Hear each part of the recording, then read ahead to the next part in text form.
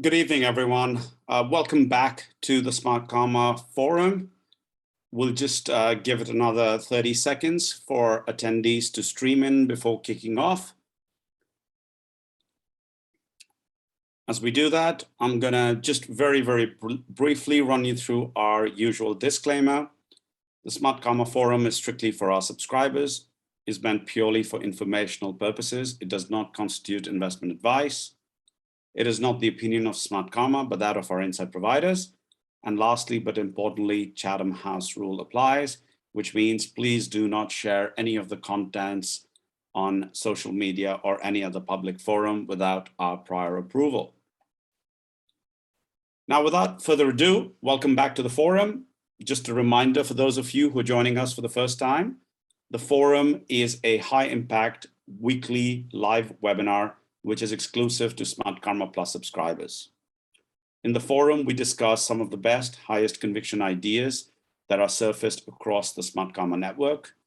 We also, from time to time, dig into big themes, and we allow members to ask questions directly. The forum was paused briefly in May of this year and is coming back after that gap. And a few things have changed. So first of all, the forum's going to be shorter and punchier. It'll be 15 minutes of presentation, followed by 5 minutes of Q&A. Secondly, the forum will be available offline. Since you can't always attend the session in person, we'll make sure that recordings are available for viewing at your own pace, and you can also share these with friends. So let's briefly look at where we left off in May. Back in May, we were revisiting straights trading. That was an idea right from when the forum began in November last year. It's an idea that's done extremely well. And we were at that time exploring some pre-IPO funding that ARA had received from SMBC. Well, the rest is history. The stock's done extremely well. It's more than doubled from its lows, and it continues to be one of the leading performers listed on the Singapore market. We also briefly looked at the IPO of Zomato in India, which kicked off a very large and long list of internet IPOs in India. And we were also exploring why China seems to have a rather negative stance towards crypto and what that potentially means for the markets.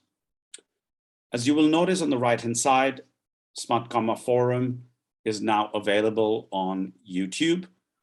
As we mentioned earlier, these recordings can be shared with your friends, or they are for your own consumption at your own time in case you can't attend the live session. All right, let's kick things off. So the three ideas that we will be discussing today. First of all, we will look at Kunlun. There is a second opportunity to invest in the name. Second, we'll look at Shineway Pharma. And lastly, we will look at Alibaba. Let's kick off with Kunlun. This is 135 Hong Kong. The stock trades about $20 million a day. It's a $7.5 billion market cap company. It's a name that we called right close to its bottom, around $6, $7. It went all the way to $9. It also gave nearly $3 in special dividend, and now has come back to levels where it's very attractive. We like Kunlun because the street and investors just do not understand what has changed.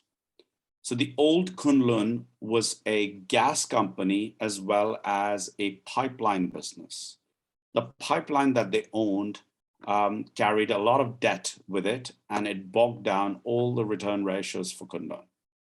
What has happened in the last 12 months is Kunlun has sold that pipeline business. It has paid down all that debt. It is now a largely net cash company and a pure gas company, more or less. And if you rework, if you adjust the valuations of Kunlun for the new business, you will realize on the right-hand side that Kunlun is nearly 70% cheaper than its peers when it comes to PE, and less than half the valuation on an EV/EBITDA basis. This is despite the fact that it's going to grow faster and be cleaner than a lot of its peers. Also, thematically, this sits in with the clean and green China thematic.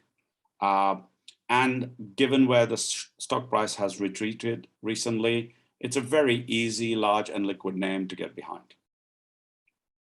Moving on to the second idea today. This is Shineway Pharma, 2877 Hong Kong. This is a small cap company. The market cap is $700 million. It trades just under $1 million a day. It's a very, very unique thesis. So Shineway Pharma has been brought, or this idea has been brought to surface by an analyst on Smartkarma called Nicholas van Broekhoven.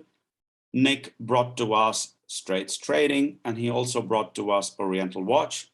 Many of you would be quite familiar with him on the platform.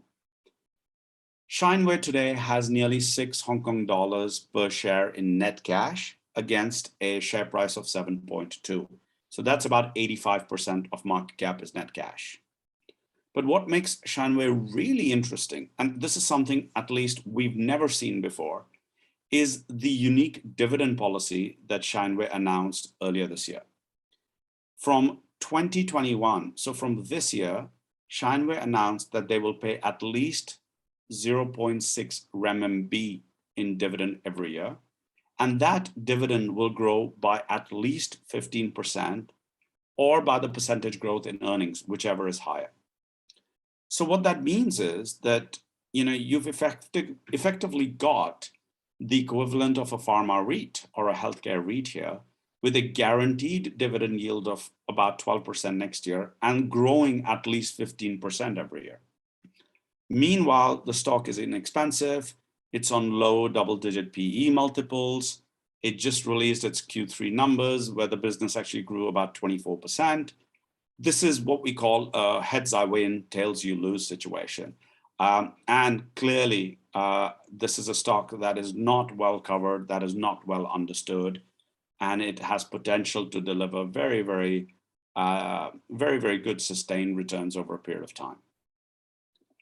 The third and final idea for today is Alibaba. This is, of course, a mega cap, nearly $500 billion of market cap here. This is listed both in the US as well as in Hong Kong. We like to follow the Hong Kong line more closely because that is the more dominant line. And the subtitle today is Munger right? So for those of you who have followed recent news flow, you might have noticed that Charlie Munger, who's sort of second in command at Berkshire Hathaway, has been buying Alibaba shares and sort of significantly more in the third quarter when they were really tumbling. Berkshire Hathaway has rarely invested in China. When they do, we like to pay a lot of attention to them. They're, of course, always looking for very good secular long-term investments.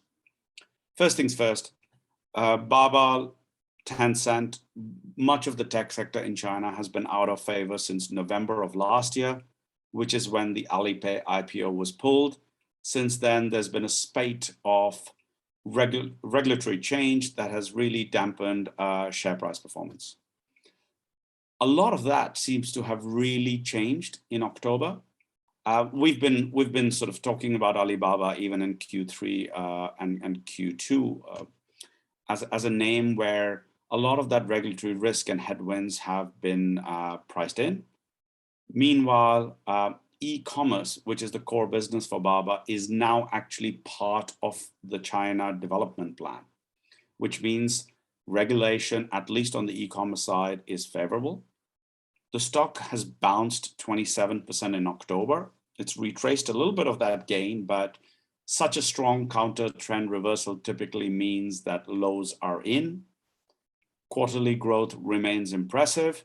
Today is actually Singles Day, and if the street is right, it's going to be a new record for the amount of GMV sales that are done through e-commerce platforms in China.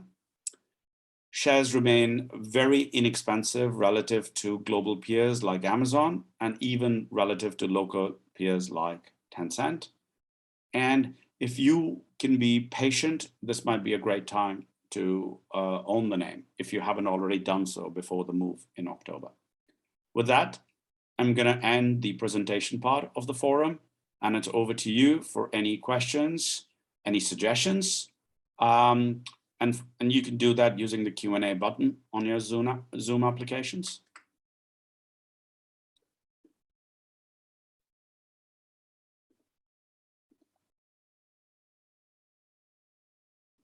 While I wait for any of your questions, just a reminder again that the forum is now going to be just 15 minutes of presentation, followed by 5 minutes of Q&A. Recordings of the forum are also going to be available and shared. You can always reach them either through YouTube or through the link that we send in your Sunday weekly update email.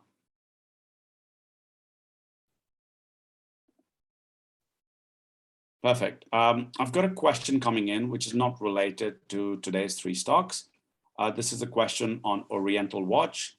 And the question is, any update? The share price has moved up a lot. Sure. I mean, very briefly put, the updates have been quite positive. The underlying business has been doing really well, despite slight disruptions in the 3rd quarter. The dividend payouts from the company are going to remain exceptional. And if you remember, there was nearly $1 billion worth of inventory. That inventory levels has dropped, which means that the cash balance levels of the company would have grown even further. So all in all, we still continue to like Oriental Watch. You will continue to see very decent returns, largely driven by the income side, not so much the share price side, but it still remains very, very cheap. Okay, I've got a second question coming in about Kunlun, which is, how do you feel about the management of Kunlun today? I recall some earlier questions in SK comments. Great question. Back when we first started talking about Kunlun, the pushback was, do we trust the management? And, this is a quasi SOE, will they deliver or not? Well, if you go by their actions and not by the rhetoric in the last 12 months, they've delivered on every single thing that they promised. They said they will sell the pipeline, they sold the pipeline. They gave a guidance for the sale value, they sold it higher than that. They said they were going to pay a big dividend. People did not believe them. They ended up paying all of that money in dividends as well. So if you go simply by track record, we would say that the management of Kunlun have been delivering against everything that they've guided for. So I would say that that's pretty good.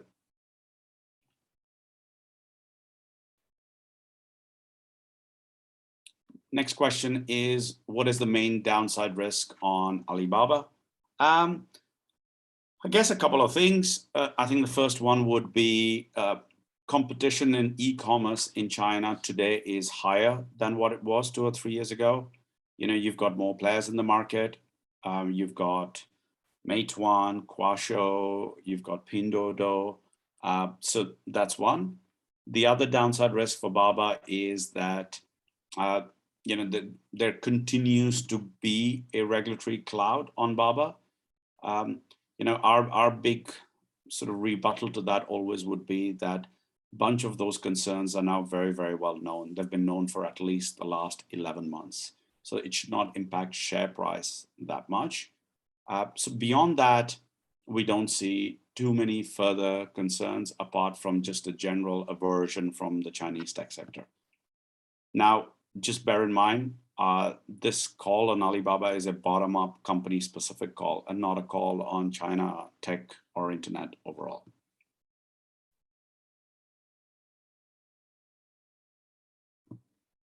Okay, well, thank you for those questions.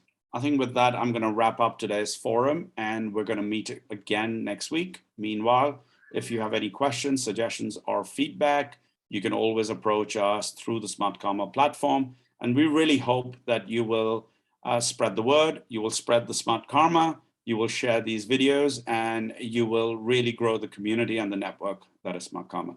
Thank you very much again. We appreciate your time. We appreciate your questions. Bye-bye.